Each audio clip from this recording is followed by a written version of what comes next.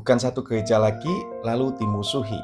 Nah, apakah ini ajaran dari Tuhan Yesus? Kalau kita mengetahui di dalam Matius pasal 5 ayat 48 dikatakan, "Karena itu haruslah kamu sempurna, sama seperti Bapamu yang di sorga adalah sempurna." Pertanyaan yang mungkin muncul dalam pikiran kita adalah, bukankah manusia mustahil untuk sempurna? Namun, mari kita memahami maksud sempurna dengan melihat ayat-ayat sebelumnya. Di ayat 45 sampai 47 dikatakan seperti ini. "Karena dengan demikianlah kamu menjadi anak-anak Bapamu yang di sorga, yang menerbitkan matahari bagi orang yang jahat dan orang yang baik, dan menurunkan hujan bagi orang yang benar dan orang yang tidak benar. Apabila kamu mengasihi orang yang mengasihi kamu, apakah upahmu? Bukankah pemungut cukai juga berbuat demikian?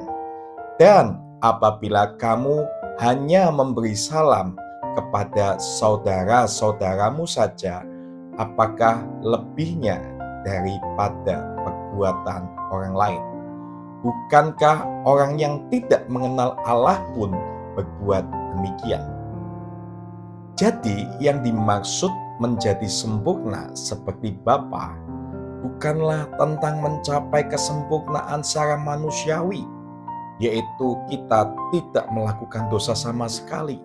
Tetapi sempurna di sini berbicara tentang memiliki kasih yang sama seperti Bapa yang tidak membeda-bedakan dalam mengasihi.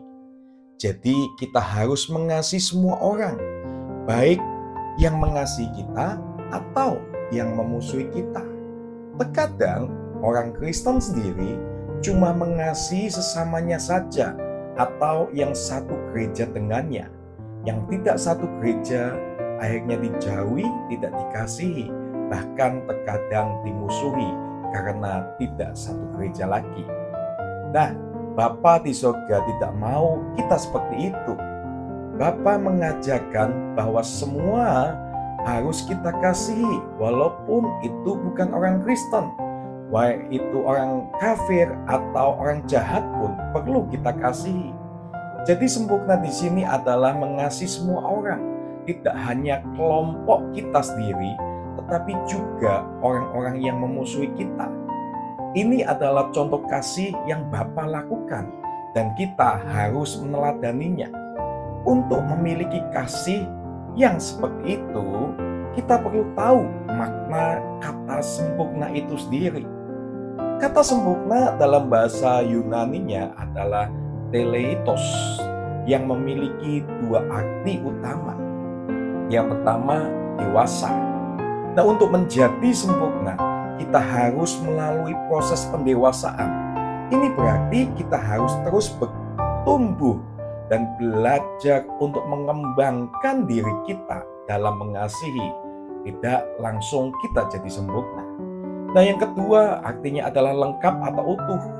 Kita bisa menjadi lengkap atau utuh dalam kasih karena Tuhan Yesus. Karena Ia adalah sumber kasih yang melengkapi kita, yang membuat kita menjadi sempurna di hadapan Tuhan Allah kita. Jadi kesimpulannya, menjadi sempurna seperti Bapa bukanlah tentang mencapai kesempurnaan secara manusiawi, melainkan tentang memiliki kasih yang sama seperti Bapa. Kita harus terus berusaha untuk menjadi dewasa rohani, mengasihi semua orang, dan membiarkan Tuhan Yesus melengkapi kita dengan kasih-Nya. Dengan demikian, kita dapat menjadi sempurna di hadapan Allah, seperti Bapa kita yang sempurna. Semoga ini bisa menjelaskan kita, bisa membuka mata hati dan pikiran kita. Terima kasih, Tuhan Yesus memberkati.